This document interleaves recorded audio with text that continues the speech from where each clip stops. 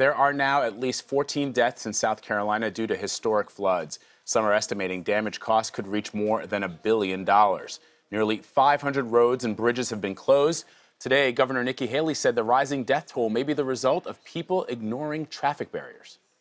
The fatality number has now moved up to 14. I cannot stress enough to the citizens of South Carolina. What we are starting to see is people are starting to move barriers and drive through them, and so other people are driving after them. People are starting to go around barriers. This is not safe. We are doing this to protect you. We are doing this to make sure that you don't travel on a road that we have not fully inspected yet.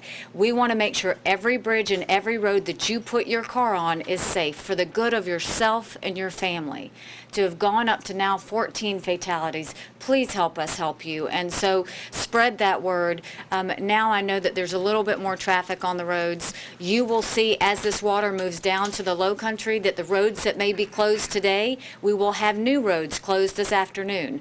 We are going to make sure that there is not an open road. If there is the slightest bit of caution, we are not going to have that open. What we have asked is that you close it when in doubt and you open it when we know that everybody is going to be safe. So please do respect the barriers and respect those closures, because that is a way that we are telling you that it is not safe to drive on that road. And Weijia Jiang is on the ground in Columbia, South Carolina, and she joins us now. Weijia, is the water receding where you are? Because we've seen those pictures that just show immense flooding. What's it like now?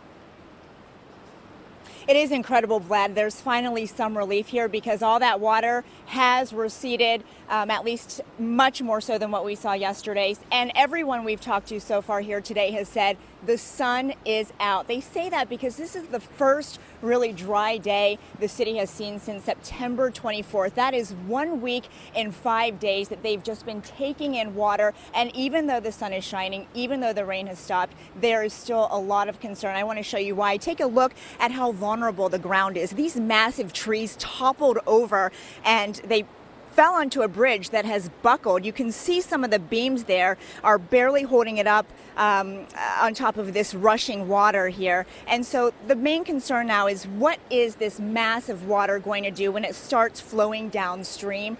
And there are so many dams in Columbia that are vulnerable. And so homeowners, people who live here, are still really worried that even though the rain has stopped, there could be a lot more flooding. That is the warning also from the governor that she's been talking about, that, hey, just because it seems like it's drier, it seems like everything is better, it's really not, because right now is really just the beginning of people surveying the damage, getting back into their homes and seeing how much damage this storm really has caused. In fact, I want to bring in Wendy Woodring right now. She lives here. This is her backyard. Wendy, you decided to abandon your home. You're not staying here. Tell me what your biggest fear is right now.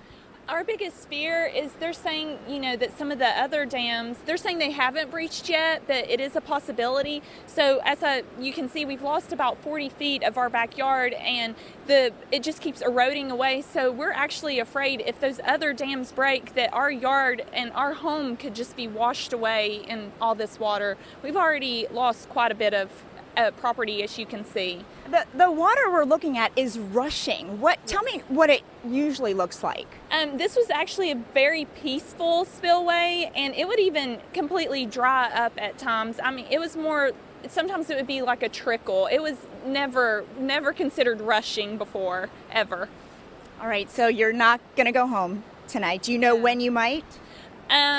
I don't know right now, honestly, but no, we just came back to kind of look around, assess things, and get a couple more things, and head back to a hotel again tonight. All right, well, good luck to you. Thank you so much. So that's just one of so many countless stories of people who, even though their homes are not necessarily flooded over, they are really worried about what's to come, because they don't know what this massive water could do as it works its way through all the rivers and creeks into those dams. Vlad. Weijia, the other issue that I think a lot of people are worried about is contaminated water. What are people doing to get clean water now? Yeah, there is an alert right now for the city to boil their water. 40,000 people still don't have any water at all. So that warning. Officials here in the city say is going to be in place for quite some time, that they can't just use the tap water even if they have access to it, that it has to be boiled before drinking.